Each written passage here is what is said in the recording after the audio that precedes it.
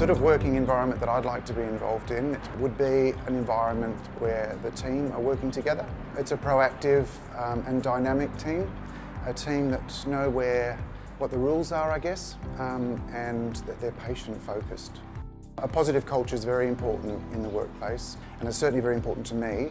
Teams that don't work well together, it's very clear, we end up with poor patient outcomes and we put patients at risk. I'd like to be a part of a supportive and positive work environment where everybody helps each other, everybody's happy, we have a laugh. You come to work with a smile and you leave with a smile. So if bullying and harassment's occurring in the workplace, I think that our patients can see that, because at the end of the day, we're humans too. So if you're dealing with something personally or professionally at work, as easy as it is to say that you're going to not let it affect you, you can see it. So the patients can see that something's going on. They can see that you're stressed. You're probably more prone to make mistakes. You can only hide it for so long. You can only put the patients first for so long before. And quite often we have patients that stay for a long time. So I think once you get to know them, you build that rapport, they can see if you've had a bad day that something's going on.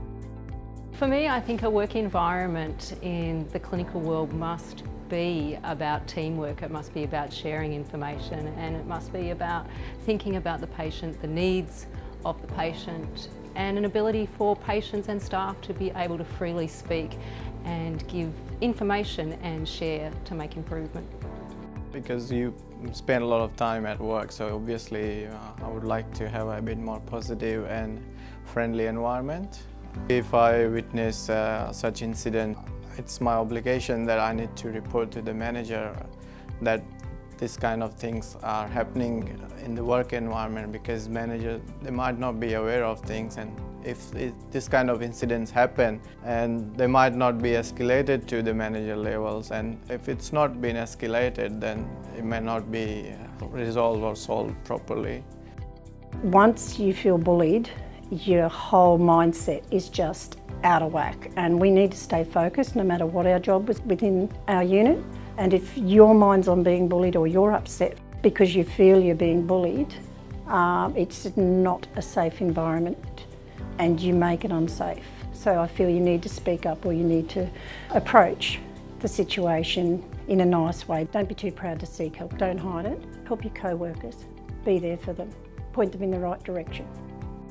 Prevention of bullying and harassment is so important for quality and safety. For people to be working together in teams, it's important that the person, I guess the most junior person and the most senior person have enough of a collaborative relationship where they feel they can question and say, oh, is there another way to do this? Can we do this another way? And speak freely without any fear of retribution. So conflict resolution 101 is to address the person who you've experienced it with, or explain to them why you're upset or what's happened, the impact that it had on you. Best case scenario, maybe they haven't even realised that they've said something offensive, but if you find them obstructive or it happens again, it's a continual problem, then you can speak to your manager, and then she might sit you down and have a conversation with you, mediate. If not, it can be escalated to executive or follow the pathway that they deem fit. In the environment that we work in now, we're in a big new hospital. We have a lot of junior staff come through. We have a lot of staff that haven't worked here, a lot of agency staff that are coming through. They're not used to the environment, so I think they're particularly at risk of this sort of behaviour, which is a shame, because they're the sort of people that we want to retain for the future as well and build up. So I think as a leader and as a senior member of the team, you need to be watching out for them, be supporting them, and if you witness anything, you need to stand up for them and escalate it to your manager or the way that is appropriate pathway. And also to let people know about support services that are available.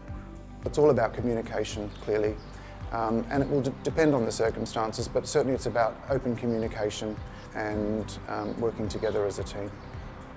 Working together means better patient outcomes and better safe and quality care environment, and we're all here for the one reason, and that's about patient care.